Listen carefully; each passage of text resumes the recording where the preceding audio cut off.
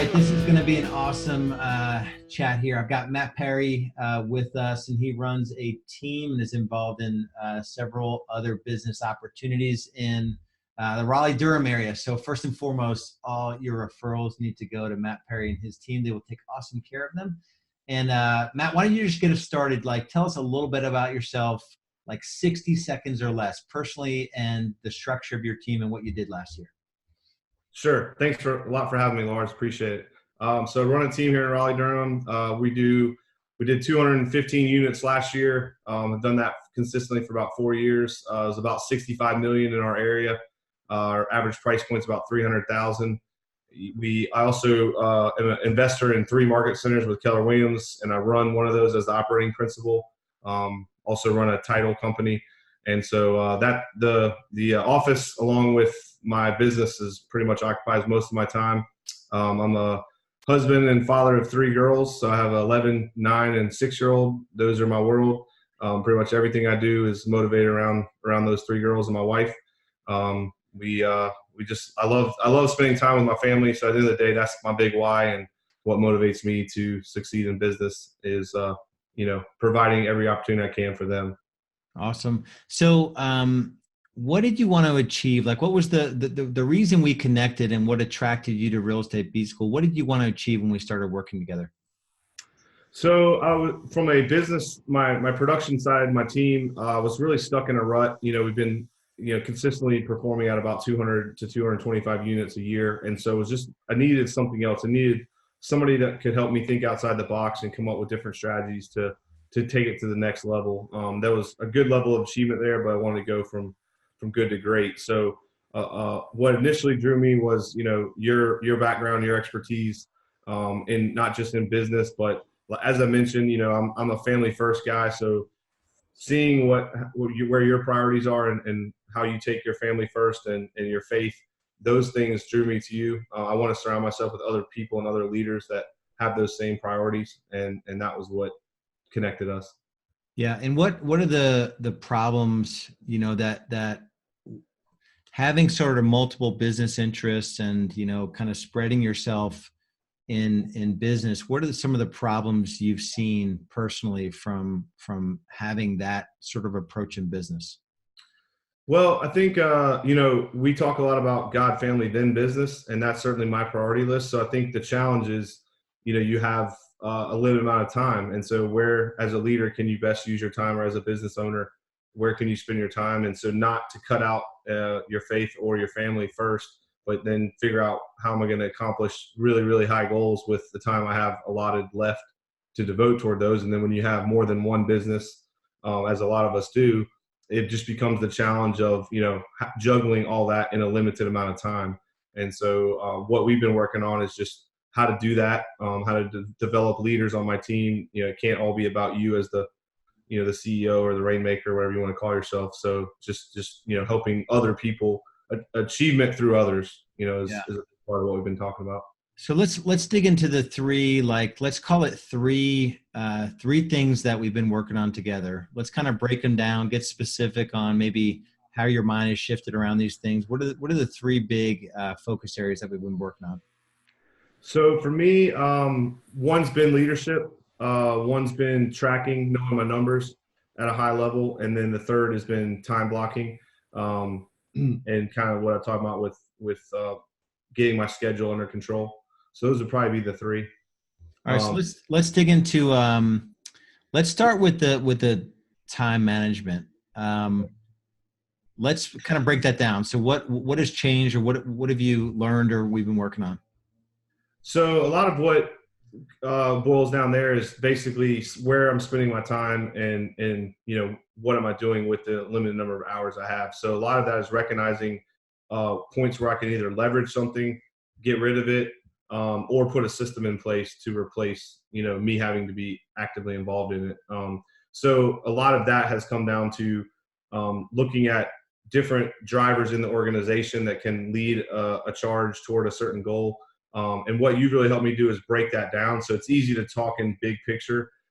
It's a lot harder to go from where you want to go in the big picture, which a lot of us can articulate, down to what do I need to do this year, and then what do I need to do this month, and then what do I need to do today. And so you've really helped me with chunking that down into looking at almost like on a quarterly basis, some big rocks that I can attack. And then from there, who's gonna help me implement those? It's not gonna all be me. And then reviewing those, looking at them, and slowly making that progress. So day to day and then week to week, I can see what we're doing to get closer. And example would be we were trying to implement some systems around our numbers and our agents tracking, how many buyer consults how many buyer agencies they've been having signed agency. And so what that's led to is we've had a really good first 2 months of this year, and that was a reflection of my fourth quarter rocks starting to come to fruition, with the team. So we've talked about that in our meetings, and they really see the correlation there. So yeah. And then you mentioned kind of knowing your numbers. Let's dig into that a little bit. So what it sounds like you just mentioned a little bit in the tracking set, met, sign with agents, but what numbers are you tracking? What has the mindset shift been around numbers? Before I hit record, we talked about I think at least in my mind it was this call. I've been recording all day, but there's some of these big teams around the country, guys that we know that are losing money. yeah. 2 million to 6 million GCI, losing money, and it's like, holy cow. So talk about knowing numbers. Maybe talk about the model that you're building. Give us some perspective on that. Yeah, so I think there's kind of two avenues I've been attacking. One is more along tracking sales numbers, so having goals, having clear pictures on what each agent on the team is responsible for, and then helping them accomplish those, and then holding them accountable. So, for example, if we're trying to have 10 buyer consults a month, but yet they're only signing 2, then if I don't know those numbers, I don't know where the gap is. So in that scenario, that helps me realize, okay, this person's setting the appointments, but clearly there's a gap or an issue with the quality or what they're saying or closing, versus the guy who's only closing or only setting 3 appointments. Then we've got an issue of not having enough appointments. So you don't know those numbers unless you're tracking it on a weekly basis, and you can't coach your people to get better if you don't have those numbers to reflect on. So that's kind of one avenue, and the other avenue is more on the business side, just looking at cost of sales, along with your expenses. And I think as we head into the shift that we're already in, whatever that ends up looking like, it's even more important to know those numbers at a high level and hold your money accountable. And I think a lot of us talk about that, but a lot of us also don't dig into that at a deep level and know, what those percentages are. And then if you are tracking them, you're able to make adjustments quickly, and it's not 4 or 6 months later before you're realizing, hey, I've been, throwing money away over here. So we talk a lot about that. Gary Keller talked about it this past week about holding your money accountable. So you can't hold it accountable if you're not tracking and knowing what kind of return you're getting. So taking the time to have a system around, tracking those numbers and really, knowing them about your business. Yeah. Awesome. And then the third point that you mentioned was leadership. And I remember a call we had recently. A lot of times, well, there's a couple of thoughts I have on it. We became the team leader because we went through this rigorous process. We were educated in a university to become a real estate team leader, and no, none of that happened. We just decided that we got busy enough where we could hire an admin, and then working with buyers was, it's just a lot, and then we became a team leader. That's right.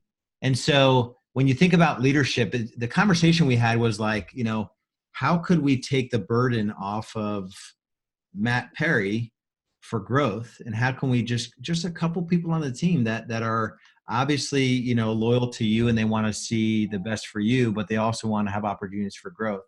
So talk about when you say leadership and kind of getting stuff done through other people, but how do you organize it? Talk about 90-day world, what's been impactful there? Yeah, absolutely. So I kind of relate to the spoke of the wheel. And to your point, a lot of us are just successful in our own right, and then we get to where we have teams, but it's really not a team. It's really more of a collection of individuals, just a group. And the rainmaker, or the CEO ends up being the spoke of the wheel. Everybody's reporting to that person.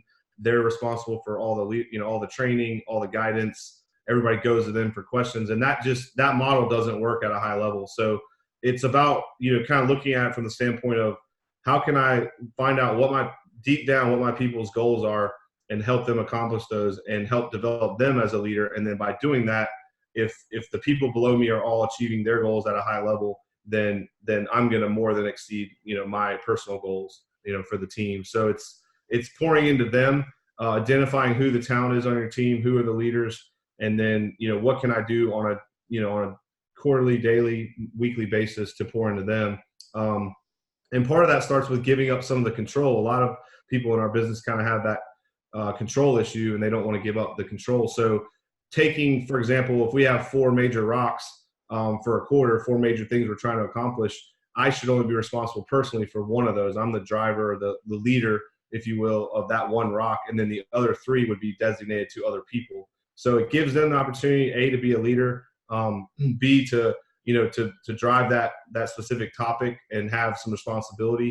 And it ultimately develops them. And now, in a perfect world, I'm developing leaders who will then be leaders of leaders, and if I can get that kind of organization set up, then the sky's the limit for what we can accomplish.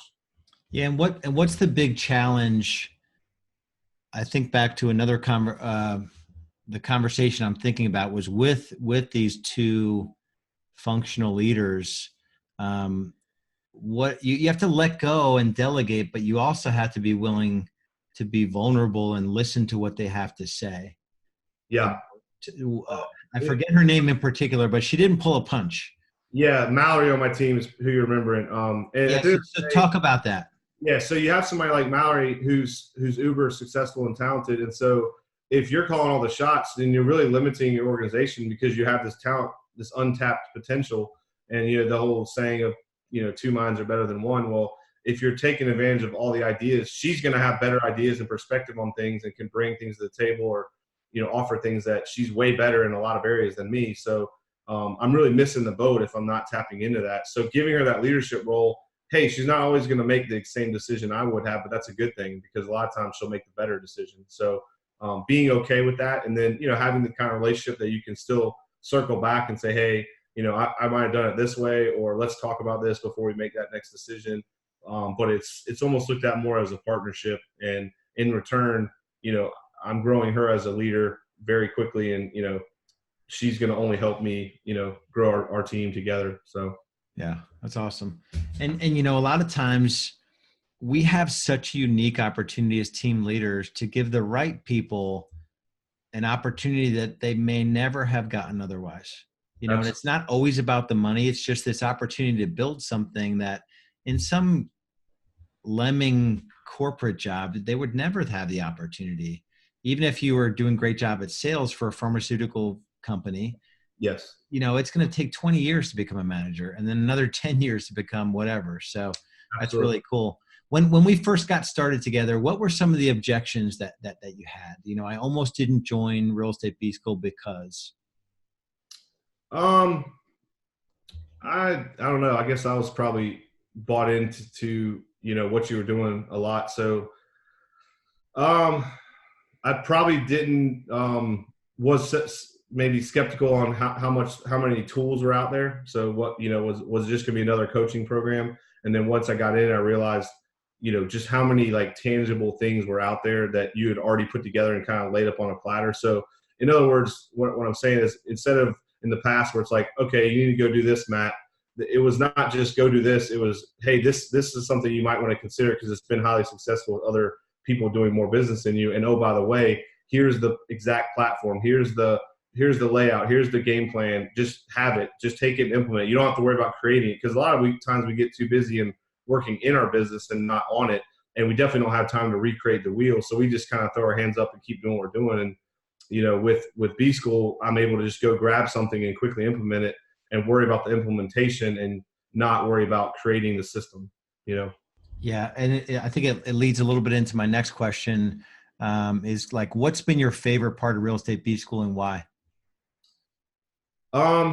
Favorite part has been surrounding myself with not only, I knew that there was going to be a lot of high-minded business people, but with around people that have the same priorities as me, that that are family first and focused on their kids and their spouse and their faith, and they want to achieve at a high level, but a lot of them, you talk to them and they want to achieve at a high level, not to drive a Ferrari, but to go give more to their church or to go do something with that money. So I just love being around people like that not only are very, very intelligent, high-minded business people, but their heart's in the right place. So that was probably one of my biggest draws. Yeah. And you can have both. You can have both. You can have the huge business and, still be a family man.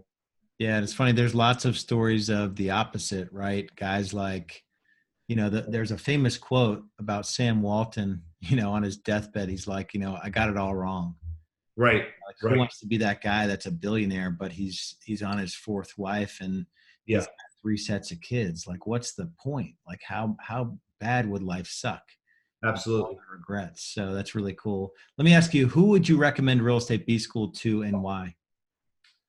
I mean, really any agent that's looking to grow their business at a high level, I think it would particularly help, anybody from somebody that's just getting started that just needs the systems all the way up to, I'm doing 65 million, 200 something transactions, and I'm a little fish in a big pond. So it's really, something that's available to any agent. And there's all the things that we look at are, you're going to tap into different things depending on where you are in your career. But, I've just been very happy with how things have gone, and I'm already seeing a lot of results in our business. So yeah, that's awesome. Well, I mean, if you're listening to this or watching this, and you've achieved what our industry calls conventional success, and there's sort of either your business isn't as tight as you want, or you just know there's a next level, but you don't want to sacrifice other areas of your life. That means you need to take action. Go to realestatebschool.com. Matt had a great business, before we met, and what I hope to impress upon Matt and what his time with Real Estate B School will be about, how do I build out, my business in a way where it really ultimately serves my life. And I think that's the message that you got across today. So just go to realestatebschool.com. The only step with us is a free business growth strategy session. So we do one thing only. We do business coaching for real estate agents. So go to realestatebschool.com. Matt, let me ask you one last question here. So there is, even in a good market, which sometimes a good real estate market doesn't mean a good market for the 3 times too many real estate agents that we have all over the country. But what advice would you give somebody that's struggling in real estate right now, that maybe they're trying to scale a team, or they're a team leader and they don't feel well equipped to do the job?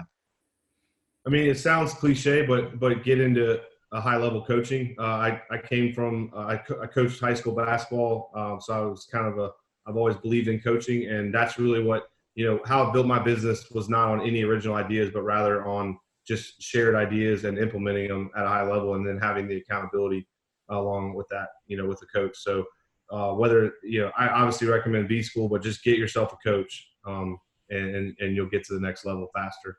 Yeah. Awesome. Well, I know you're a busy man. I appreciate your time. I know everyone that hears this or watches this will be inspired. So I appreciate you, brother. Thanks so much.